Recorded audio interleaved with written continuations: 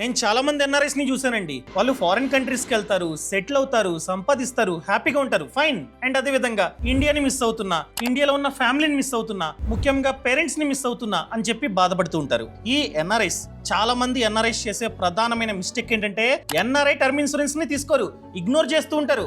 ఏంటి NRI term ఇన్సూరెన్సా? ఇది ఇంపార్టెంటా? అవునండి. ఫినాన్షియల్ ప్లానింగ్ లో భాగంగా ముందు ఇన్సూరెన్స్ తీసుకున్న తర్వాతే మనం ఇన్వెస్ట్మెంట్ ని స్టార్ట్ చేయాలి. చాలా ఫినాన్షియల్ థంబ్ రూల్స్ దీనైతే చెప్తున్నాయి. కానీ చాలా మంది చేసే పని ఏంటంటే ఓతకి ఇన్వెస్ట్మెంట్లు చేస్తూనే ఉంటారు. ముఖ్యంగా హైదరాబాద్ రియల్ ఎస్టేట్ లో అక్కడెక్కడ చేస్తూ ఉంటారు, కానీ ఇన్సూరెన్స్ ని తీసుకోరు. ఎందుకు తీసుకోవాలి? ఒకవేళ ఫ్యూచర్ లో మనకి కనుక రిస్క్ అయిందనుకోండి, మన డిపెండెన్స్ కి, ఇండియాలో ఉన్న మన కుటుంబానికి కవరేజ్ అన్నది వెళ్తుంది. సో మనం లేకపోయినా కూడా ఫ్యూచర్ లో వాళ్ళైతే ఆర్థికంగా స్ట్రాంగ్ గా ఉంటారు. అండ్ విదేశాల్లో తీసుకోవాలా లేకపోతే ఇండియాలో తీసుకోవాలా టర్మ్ ప్లాన్?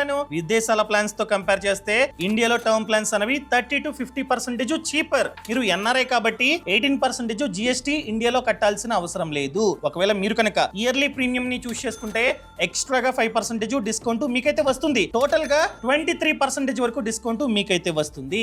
ఒకవేళ తీసుకుందాం అనుకున్నట్లయితే మంత్లీ ప్రీమియం 823 రూపీస్ నుంచి స్టార్ట్ అవుతుంది. నన్ను అడిగినట్లయితే మీ ఫ్యామిలీ ఫ్యూచర్ కోసం టర్మ్ ప్లాన్ కూడా తీసుకొని ప్రాపర్ ఫినాన్షియల్ ప్లానింగ్ చేసుకోండి. మీరు అడగొచ్చు, ఇండియాలో టర్మ్ ప్లాన్ తీసుకోవాలంటే ఇండియాకి వచ్చి మరీ తీసుకోవాలా? అవసరం లేదండి. కావాలంటే ఆన్లైన్ లో తీసుకోవచ్చు. మీకు కావాలంటే ఛానల్ ప్రొఫైల్ లో లింక్ ఇస్తా, క్లిక్ చేసి మీ సమాచారం అంతా ఇస్తే మీకు చాలా టర్మ్ ప్లాన్స్ అనేవి కనిపిస్తాయి. మీరు కంపేర్ చేసుకొని ఫిల్టర్ చేసుకొని మంచి ప్లాన్ ని డైరెక్ట్ గా తీసుకోవచ్చు అనమాట. ఒకవేళ తీసుకుందాం అనుకున్నట్లయితే అంతా చదివి తీసుకోండి. All the best.